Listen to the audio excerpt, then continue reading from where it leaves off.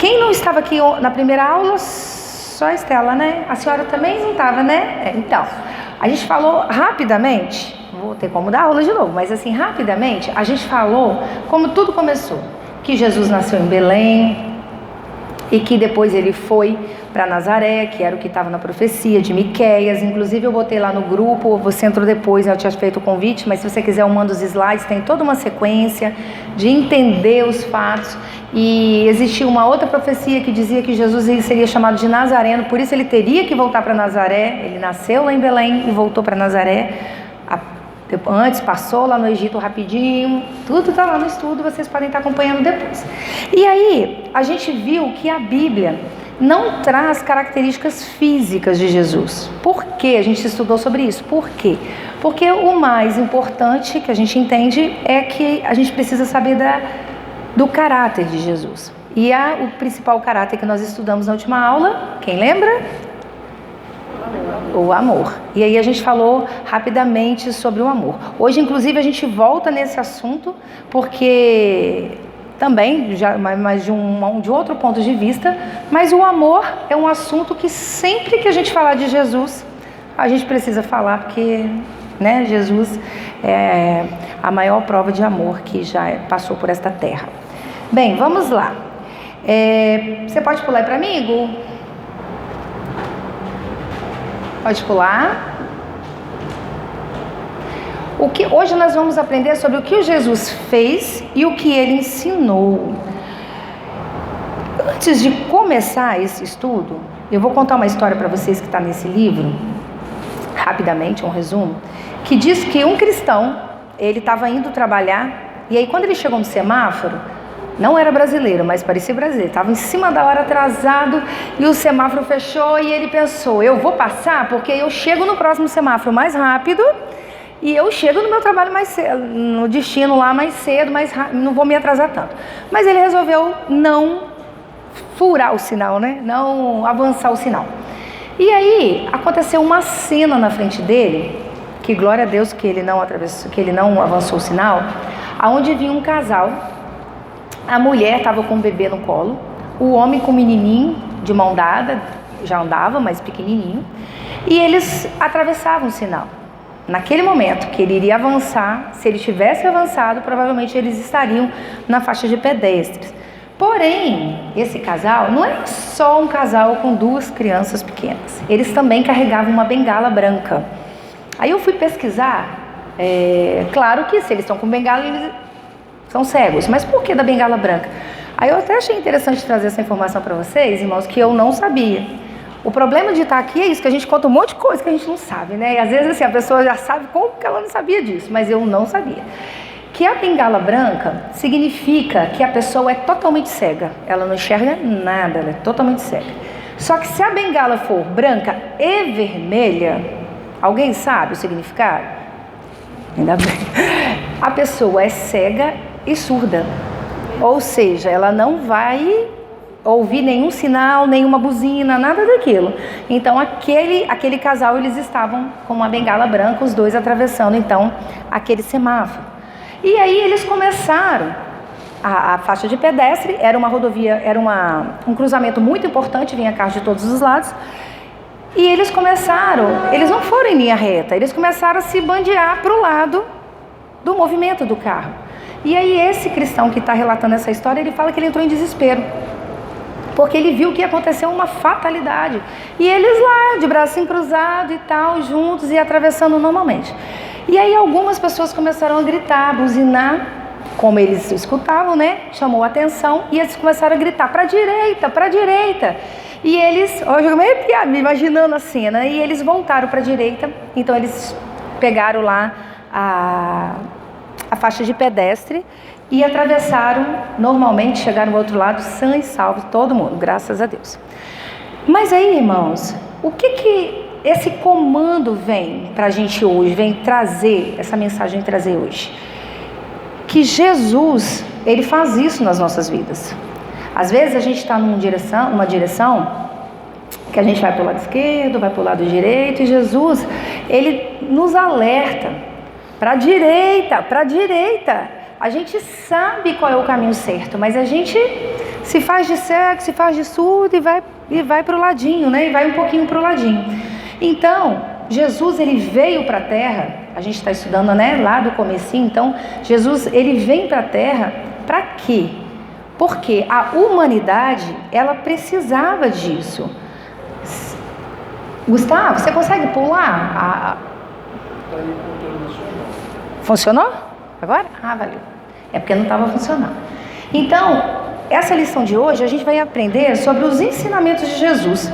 E o primeiro é que a maior necessidade da humanidade, ela é espiritualmente, a humanidade está espiritualmente perdida e sem direção. Então Jesus vem à Terra para poder fazer o quê?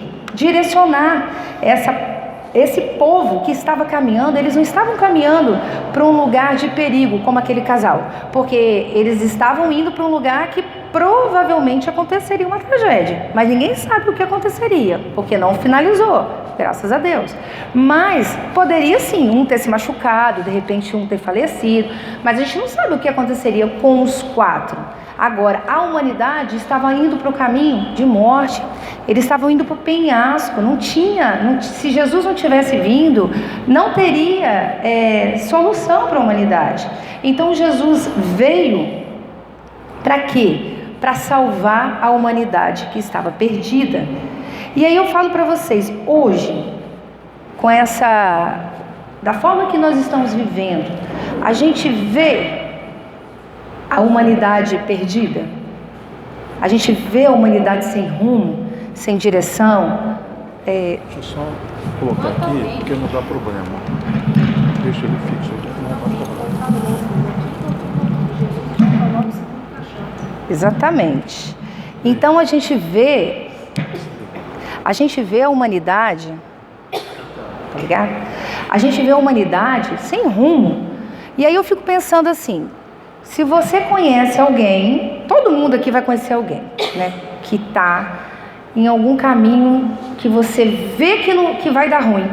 O negócio não está certo. E a pessoa continua. Aí você vai lá e avisa. Às vezes pode ser um filho, pode ser um primo, pode ser um tio, pode ser um irmão, pode ser um pai, uma mãe, um filho. Mas às vezes é um amigo muito próximo. As pessoas, quando são próximas, são queridas, né? A gente quer o bem dessas pessoas. E às vezes você chega e conversa e a pessoa não dá ouvido. E ela continua naquele caminho. E você sabe qual vai ser o fim desse caminho. A gente não sabe, às vezes, quanto tempo vai levar para acontecer. Mas que vai acontecer.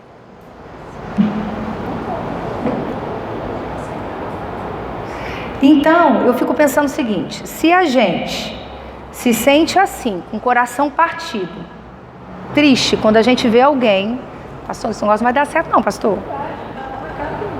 Aqui, deixa eu falar, sim. Eu falo assim, me prende muito. Não, deixa aqui. Tá. A sua fica sem tá esse bom. aqui, tá bom? Ô, gente, eu não sou experiente nisso, então o negócio fica... deixa a gente preso.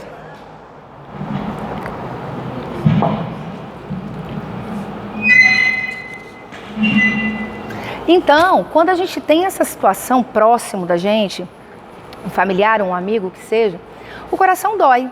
Não é esse sentimento? O coração dói. Imagine só o coração de Deus. Imagine o coração do Pai, vendo seus filhos nesse caminho, vendo eles nessa direção, sabendo que o negócio não vai dar certo. Imagine só o coração de Deus. Por que isso? Porque olha o que a palavra diz. Porque isto é bom e agradável diante de Deus, o nosso Salvador, que quer que todos os homens se salvem e venham ao conhecimento da verdade.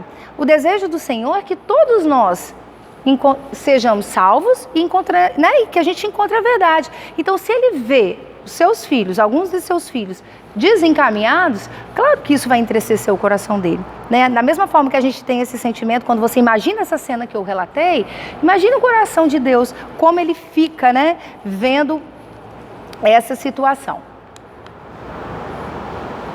Então, o primeiro ponto sobre os ensinamentos de Jesus, aí eu botei apagadinho para a gente saber que a gente já falou, né? Que qual é a maior necessidade hoje da humanidade?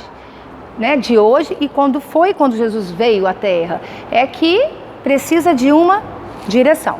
O segundo ponto que Jesus ensina é que a verdadeira justiça é interna e não externa. O que é isso, irmãos? No sermão lá do monte, em Mateus 5, Jesus, ele fala sobre justiça.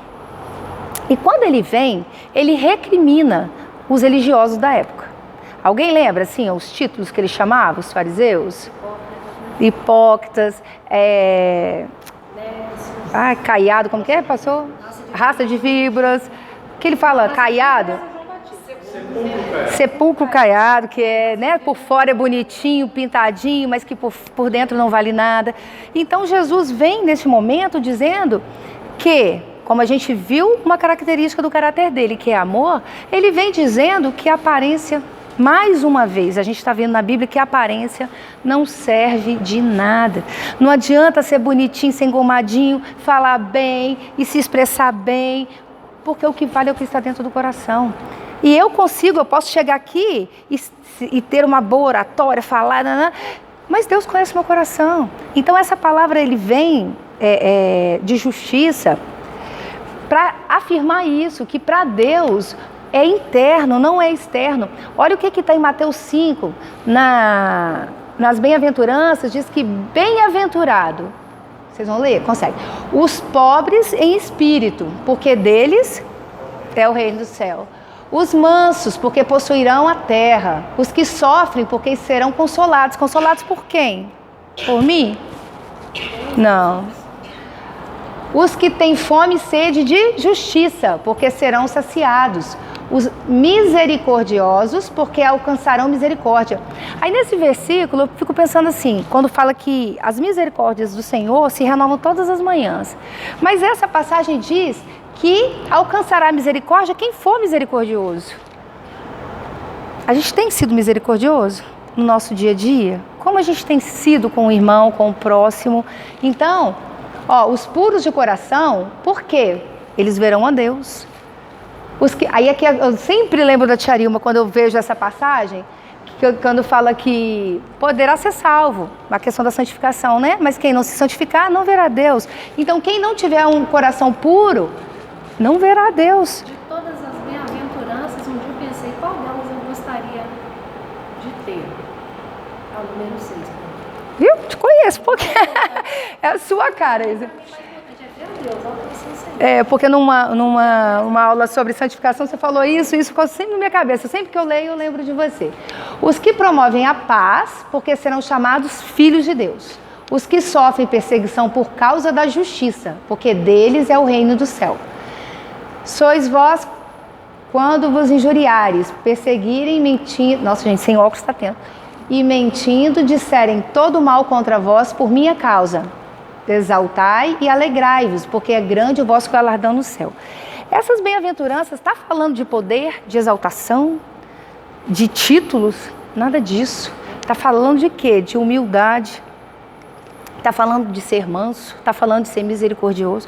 Então, tudo aquilo que aqueles religiosos pregavam, falavam sobre a lei, eles queriam seguir a lei. Ok, Jesus disse que veio para cumprir a lei, mas eles se beneficiavam disso. O interesse deles era pergunta se eles queriam ser humildes, se eles queriam servir o povo. Eles não queriam. Então, essa palavra ela vem dizer que para o Senhor a justiça está dentro de nós. Não adianta ninguém ter poder, ninguém ter títulos, porque isso não vai valer de nada. Porque Ele conhece o coração de cada um de nós. Amém? Então, viver de aparência, mais uma vez, tempo perdido. O terceiro diz que Jesus ensinou, aí eu apaguei os dois, tá? Qual o terceiro ensinamento dessa primeira parte do livro? Que nós devemos amar a Deus de todo o coração, toda a alma e todo o entendimento, que foi o que nós estudamos parcialmente na primeira aula, quando fala sobre amor. Só um minutinho.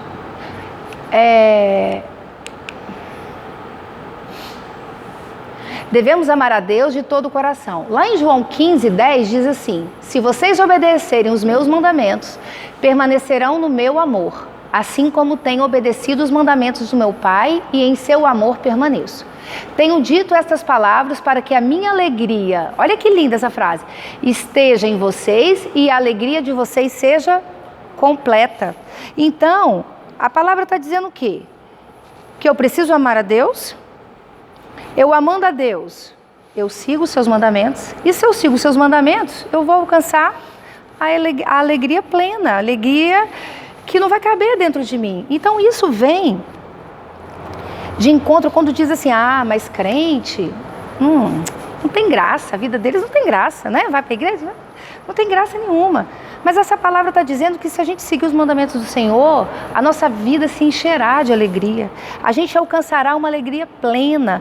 A gente verá alegria em todas as coisas. Porque é esse sentimento que nós temos que ter. Por exemplo, naquele retiro, por isso que eu até lembrei, porque hoje a Letícia estava olhando as fotos, ela falou, nossa mãe, eu gostei tanto desse lugar, lá de Guarapari. Aí eu lembrei que lá no dia, né, eu levei uma palavra e a gente estava falando sobre isso.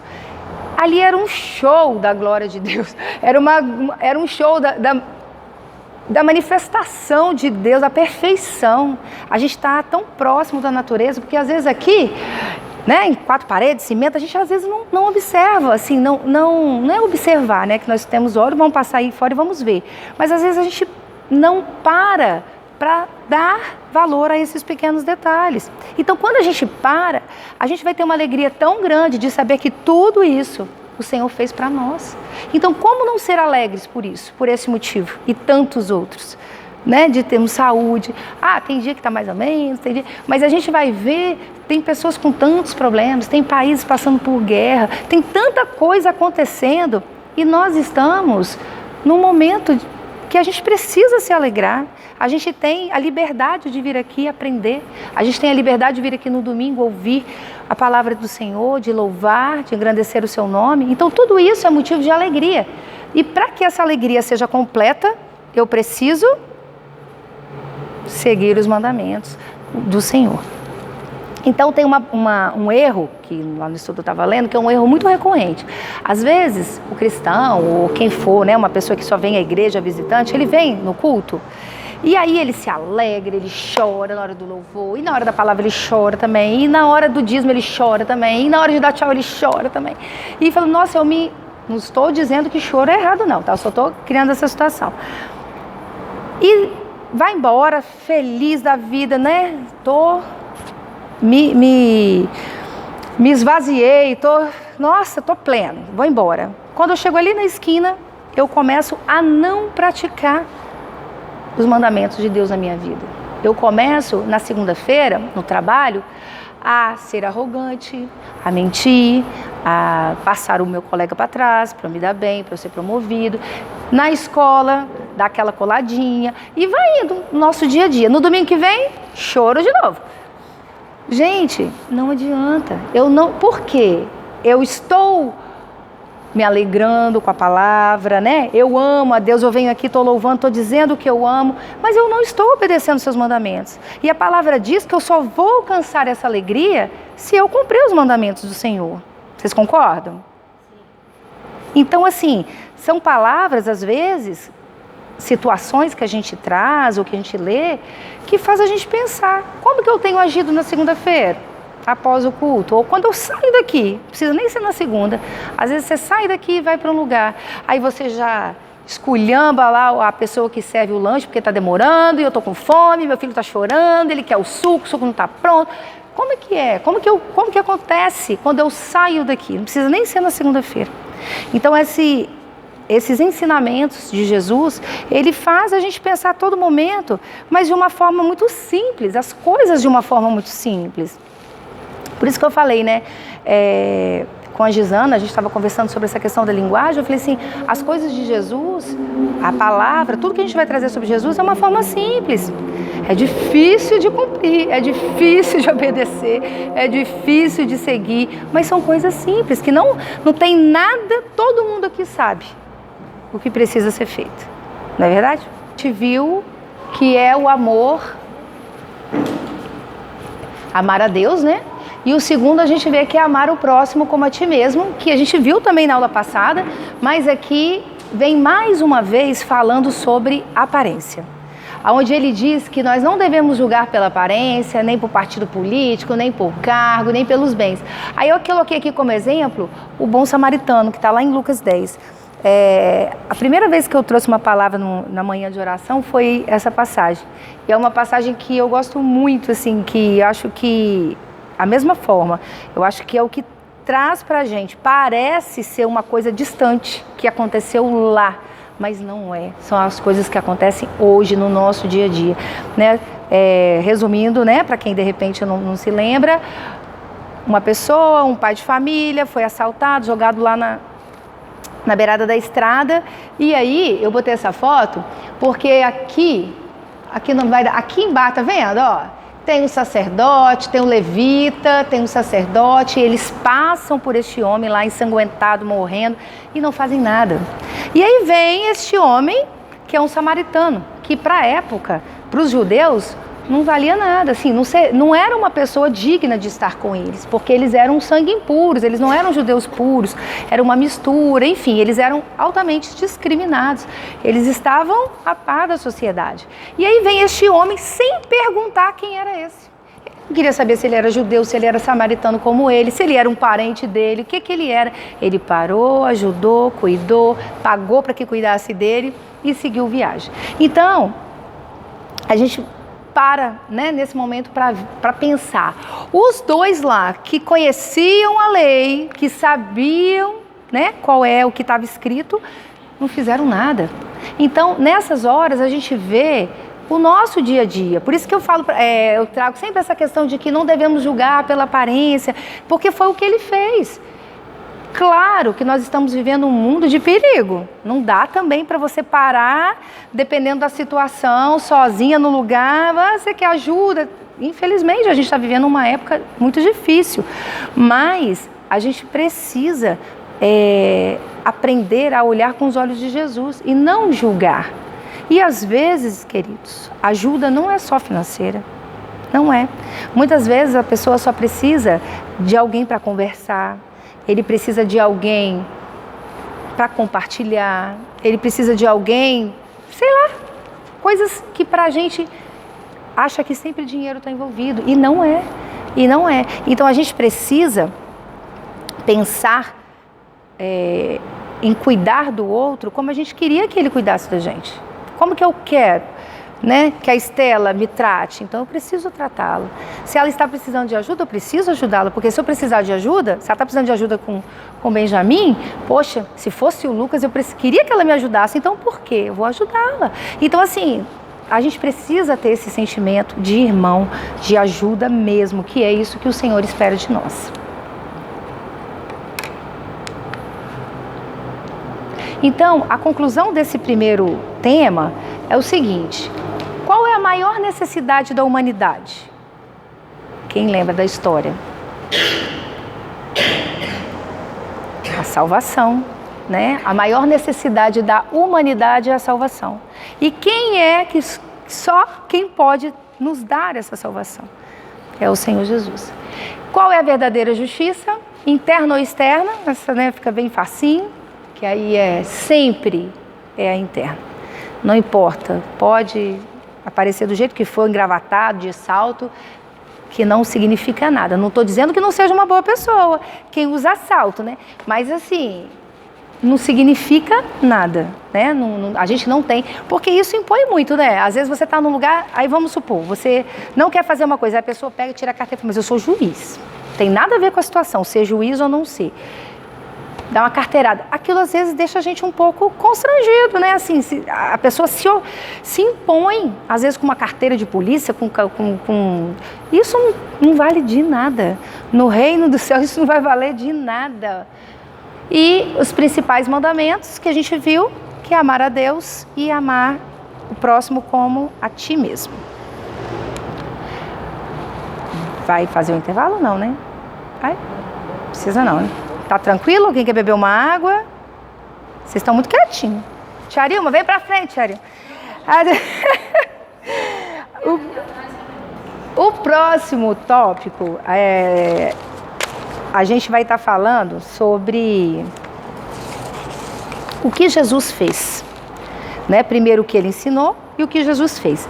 Essa parte é muito difícil, gente. A gente poderia ficar aqui até domingo para o culto. Trazer as comidinhas, porque é muita coisa. Né? João mesmo disse, eu falei na última aula, não sei se alguém lembra, o último versículo do livro de João diz que se fosse escrito todas as coisas sobre Jesus, os livros não caberiam. Então não daria para a gente estar aqui, né, falando muita coisa.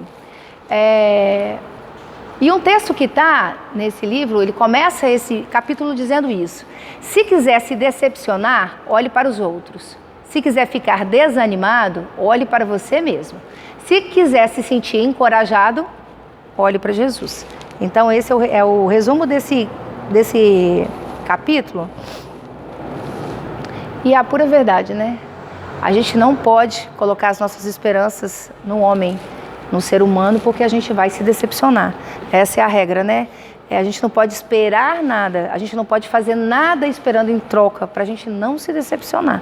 Porque a gente só pode esperar e contar com Jesus, que é fiel. O resto, o que vier é lucro. A gente não pode, a gente tem que tirar esse sentimento da troca. Poxa, mas eu faço isso, a pessoa precisa fazer isso. Não, faça por amor e não espere nada em troca. Porque é assim que a palavra nos ensina. Sempre, né? Sim, e aí o problema, assim, a gente às vezes espera. Aconteceu isso com uma pessoa, uma convidada minha, há muito tempo. Ela esteve aqui, aí ela parou de vir. Aí eu peguei e falei assim, mas poxa, o que foi? Ela falou, não, Márcia, mas sabe o que é? É porque as pessoas, assim, eu me senti tão isolada, né? Porque a igreja é grande, aí já existem, né, não vou dizer nem as panelinhas, né? Porque isso é coisa de escola, né? Mas assim, E aí, enfim, aí eu falei assim, mas olha, porque ninguém vem falar, mas você foi falar com alguém? Ah, mas eu não conheço ninguém. Mas as pessoas também não te conhecem.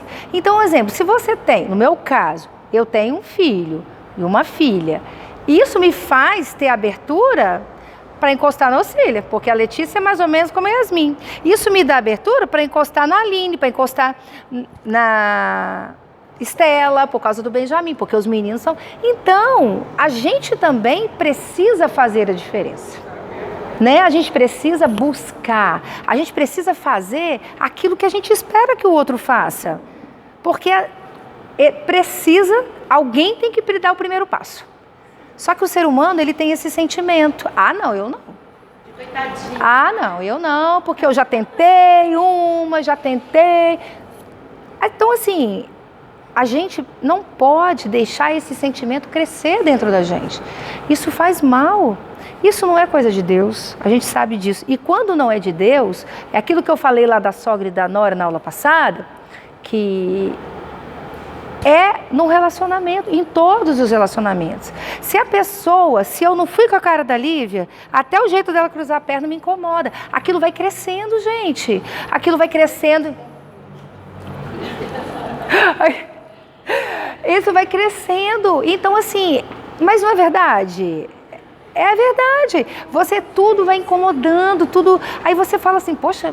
Aí quando você começa a pensar com os olhos que deveria ter, né? Que seria com os olhos de Jesus, você começa a falar, poxa, mas ela nem fez nada, né? Ela nem fez nada, por que ela está me irritando tanto? Gente, é natural, isso é do ser humano, mas por quê? Dentro de nós existe maldade.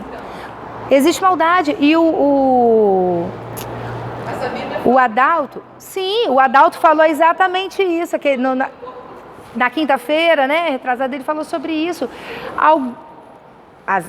Nós não temos todos, mas alguns nós temos. E aí E é nítido. Às vezes a gente, não sei se vocês já tiveram essa experiência de falar assim, poxa, mas o que eu não deveria fazer?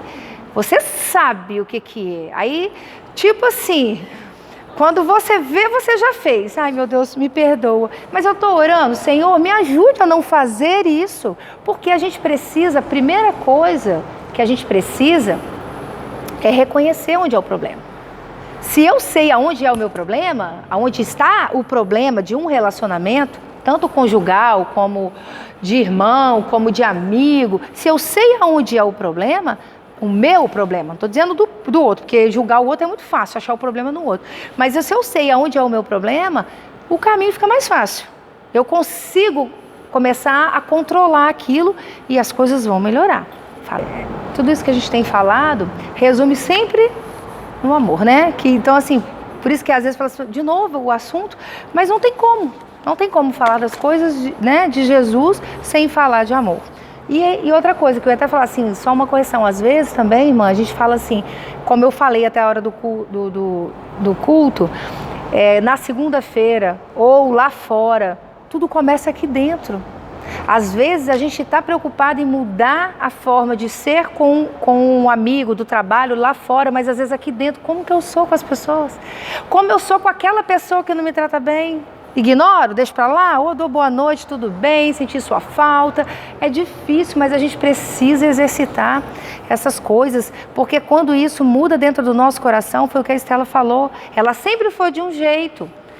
Nós somos de um jeito, nós somos tinhosos, a gente tem as manias, mas a gente precisa identificar o que é e mudar. Parabéns, isso que você fez foi o quê? Mudar. Todo mundo já esperava a sua reação.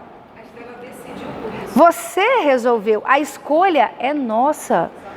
Eu vou agredir verbalmente, ou no braço, ou tacar alguma coisa, a escolha é minha.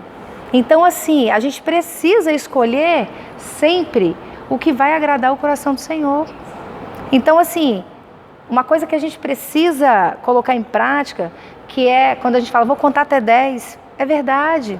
Quando a gente fala no impulso, a palavra, quando sai, já era, não volta mais, não tem mais. Você pode pedir perdão, você pode pedir de, olha, a minha intenção não era essa, eu não queria falar isso, mas falou. Eu não era bem isso, mas já disse, já era. Pode até perdoar, mas aquilo fica. O velho ditado é que quem bate, esquece, quem apanha, não. Então, são essas situações que a gente precisa mudar no nosso coração. Tá? Mas não é para mostrar para ninguém. É aquilo que nós estudamos agora há pouco. É no meu coração. Para Deus ver que perfeita eu não sou e não serei. Nunca serei.